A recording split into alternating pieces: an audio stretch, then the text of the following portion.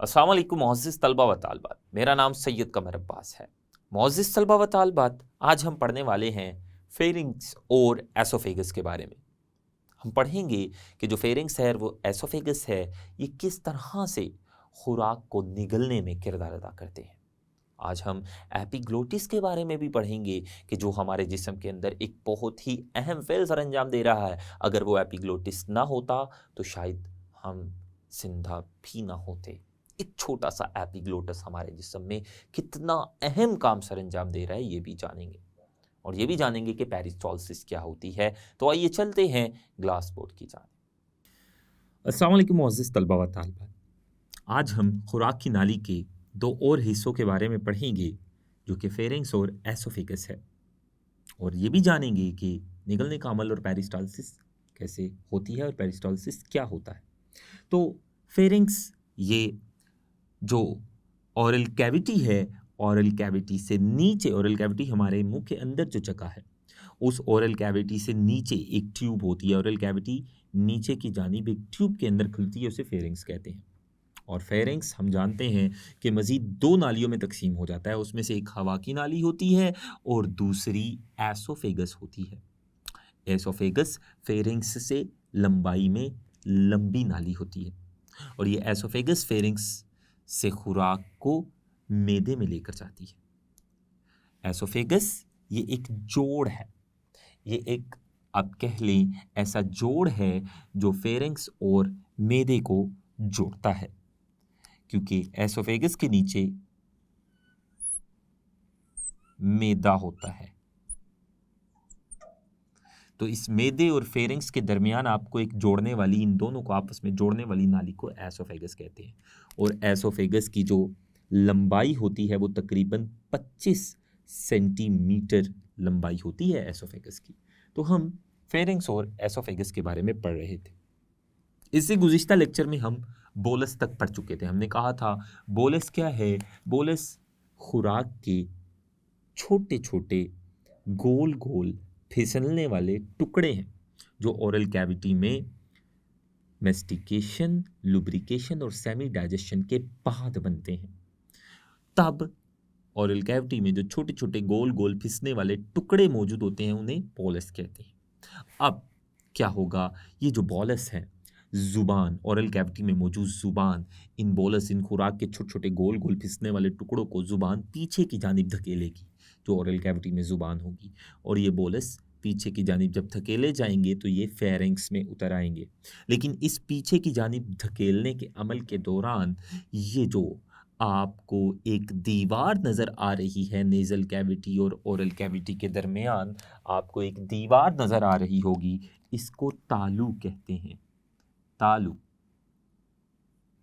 अब ये जो तालू है, नेज़ल कैविटी जो नाक के अंदर जगह है और ओरल कैविटी जो मुंह के अंदर जगह है, इन दोनों के दरमियान जो आपको एक दीवार नज़र आ रही है, इसे तालू कहते हैं। तालू के दो हिस्से हैं, एक तालू का अगला हिस्सा है और एक तालू का पिछला हिस्सा है। ये जो तालू का अगला हिस्सा है, इसे हार्ड पैलेट कहते हैं या हार्ड तालू कहते हैं।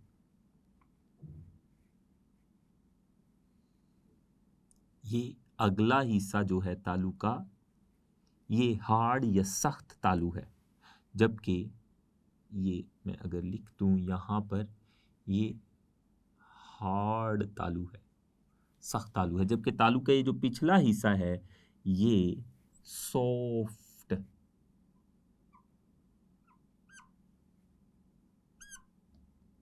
तालू है। तो जब बोलस को जुबान के जरिए पीछे की जानिब फेरिंग्स में धकेला जाता है, तो ये जो सॉफ्ट तालू है, इस सॉफ्ट तालू का जो किनारा है, ये ऊपर की जानिब उठ जाता है और ये इस तरह से हो जाता है कि ये नेज़ल कैविटी का जो रास्ता खुला होता है नीचे की जानिब, उसे बंद कर देता है, ताकि इस बोलस को नीचे फेरिंग्स में धकेलने के अमल के दौरान ये बोलस कहीं ऊपर नेज़ल कैविटी में ना चले जाएं। तो इसलिए ये जो सॉफ्ट तालू है, सॉफ्ट तालू का जो पीछे वाला किनारा है, वो ऊपर की जानिब उठ जाता है, जो मैंने आपको बताया। तो ये हमने पढ़ा कि ज़ुबान किस तरह से जो बोलस है उनको नीचे फेरिंग्स में धकेलती है। तो ज़ुबान का इन ओरल कैविटी में मौजूद बॉलस, छोटे छोटे गोल गोल फिसलने वाले खुराक के टुकड़ों को ओरल कैविटी से नीचे फेरिंक्स की जानिब धकेलना, ये निगलने का अमल कहलाता है।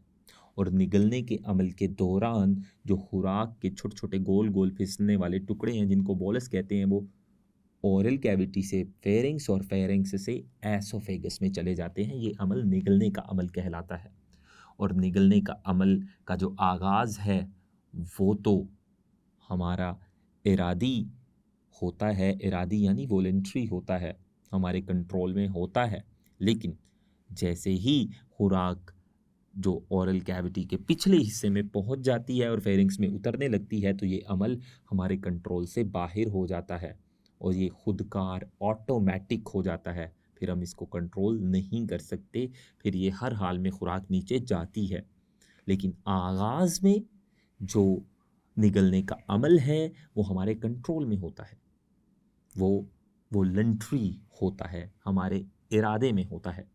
अगर हम चाहे तो उसको कंट्रोल उस वक्त कर भी सकते हैं आगाज़ में, लेकिन एक बार जब बॉलस के टुकड़े ऐसे ओरल कैविटी के पिछले हिस्से में आ जाते हैं और वो फेरिंक्स में उतरने लगते हैं, तो ये ऑटोमेटिक या खुदकार हो जाता है, ये फिर हमारे कंट्रोल में नहीं रहता। इसे इनवॉलंटरी कहते हैं इंग्लिश में।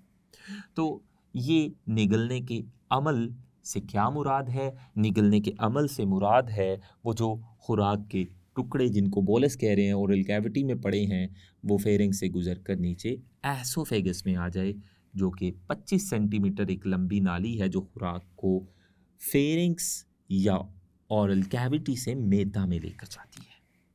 तो एसोफेगस ये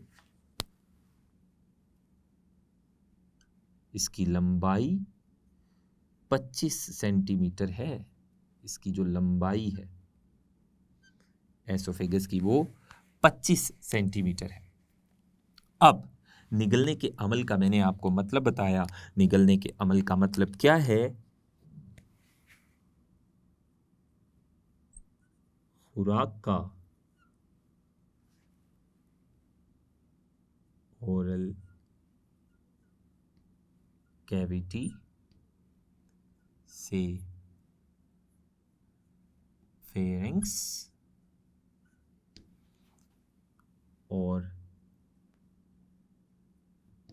फेरिंग्स से एसोफेगस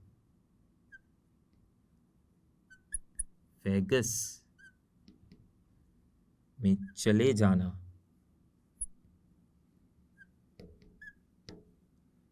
निगलने का अमल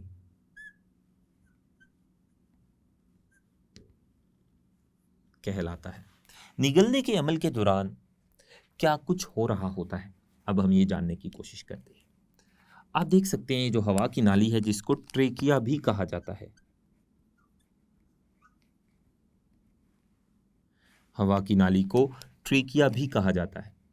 इस हवा की नाली का जो ऊपरी किनारा आपको नजर आ रहा है इसको लेरिंग्स भी कहते हैं।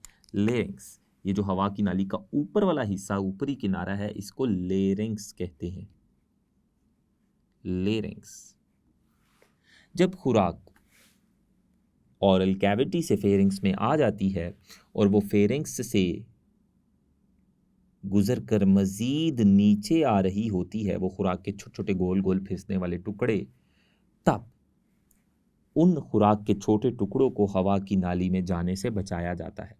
क्योंकि अगर ये खुराक के छोटे छोटे टुकड़े जिनको हमने बोलस कहा ये हवा की नाली में जाकर लंग्स में चले गए, तो उसी वक्त इंसान की मौत वाक़या भी हो सकती है, क्योंकि ये खुराक की नाली के रास्ते को भी रोक सकते हैं। खुराक के टुकड़े हवा की नाली के रास्ते को भी रोक सकते हैं और फेफड़ों में जाकर ये फेफड़ों में मौजूद जो हवा की थैलियां हैं, जहाँ से गैसेस का एक्सचेंज, गैसेस का तबादला होना है, उनको भी बंद कर सकते हैं।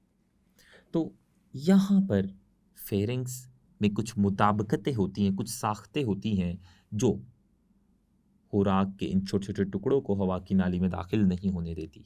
और उनमें से एक कार्टिलेज का बना हुआ पर्दा है जिसको एपिग्लॉटिस कहते हैं। एपीग्लॉटिस।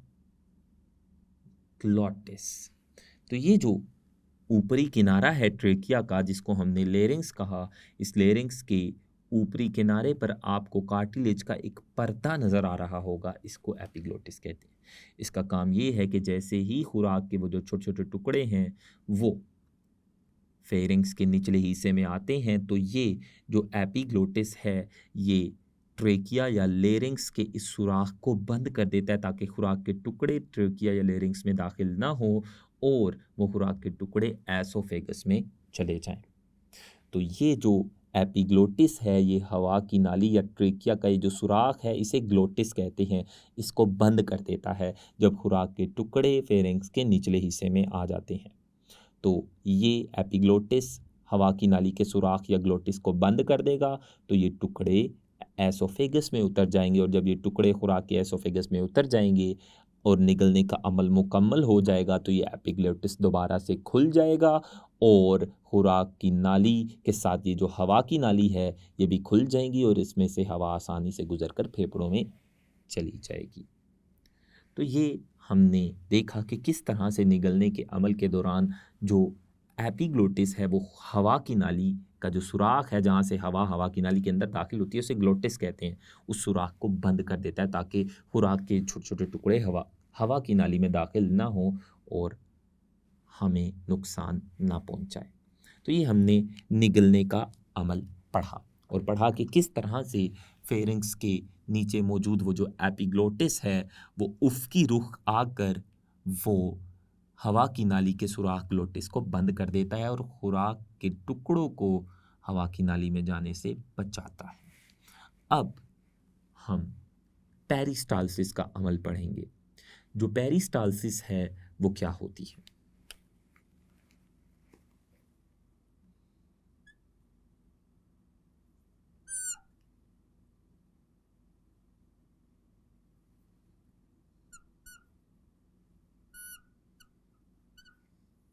पेरिस्टालसिस से क्या मुराद है? पेरिस्टालसिस से मुराद है खुराक का ऊपर से नीचे की जानिब जाना, खुराक का ऑरल कैविटी से नीचे रेक्टम की जानिब जाना। इस खुराक की हरकत को पेरिस्टालसिस कहते हैं। तो पेरिस्टालसिस से क्या मुराद है? पेरिस्टालसिस से मुराद है खुराक की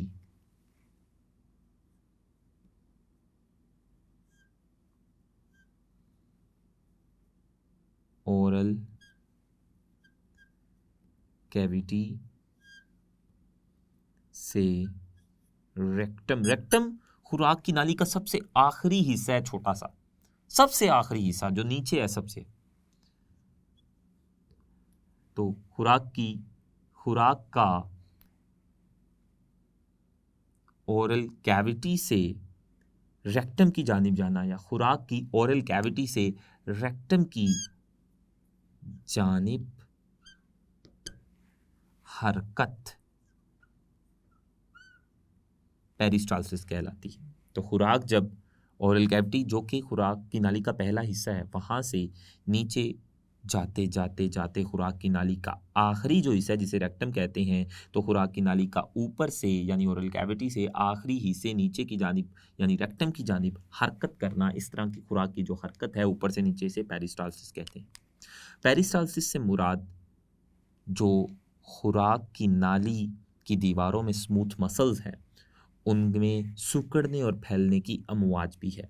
आप देख सकते हैं ये जो खुराक की नाली की दीवारें हैं, फेरिंग्स और एसोफेगस की जो दीवारें हैं इनमें स्मूथ मसल्स होते हैं।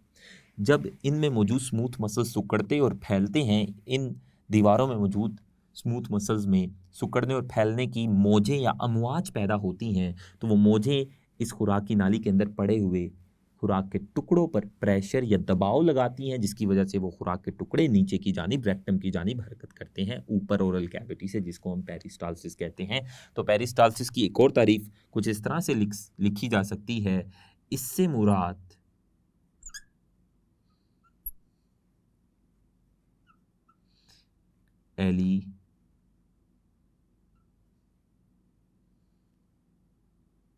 एलिमेंट्री केनाल की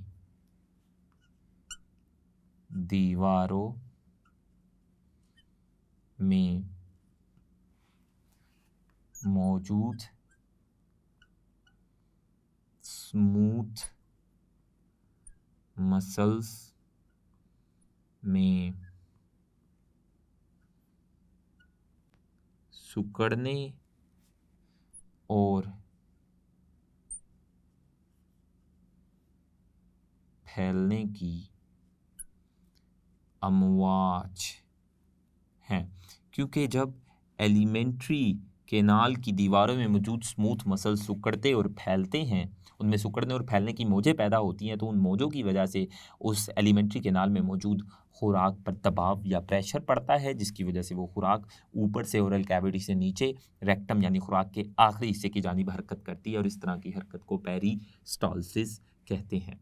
तो ये जो एसोफेगस और जो फेरिंग्स है, इनका खुराक की डाइजेशन में कोई किरदार नहीं होता। इन्होंने ओरल कैविटी में मौजूद खुराक के छोटे छोटे गोल फिसने वाले टुकड़ों को मैदे तक पहुंचाना होता है, और फिर मैदे में जब खुराक चली जाएगी, ये जो खुराक ऊपर से नीचे जा रही है, जब ये मैदे में चली जाएगी तो मैदे में उस खुराक की मज़ीद डाइजेशन होगी, और ये जो खुराक मैदे में आई है इसकी डाइजेशन ऊपर ओरल कैविटी में ही अमाइलेज सलाइवरी अमाइलेज एंजाइम के ज़रिए शुरू हो चुकी हुई थी। ये गुज़िश्ता लेक्चर में हमने पढ़ा था। इंशाल्लाह आने वाले लेक्चर में हम मैदे के बारे में पढ़ेंगे। तो मुअज़्ज़िज़ तलबा व तालिबात, आज हमने खुराक की नाली के दो और हिस्सों के बारे में पढ़ा, फेरिंग्स और एसोफेगस के बारे में, और जाना कि निगलने का जो अमल है वो किस तरह से होता है, किस तरह से खुराक को निगला जाता है, और ये भी जाना कि पेरिस्टालसिस क्या होती है। इंशाल्लाह आने वाले लेक्चर में हम मैदे के बारे में पढ़ेंगे। तब तक के लिए अल्लाह हाफ़िज़।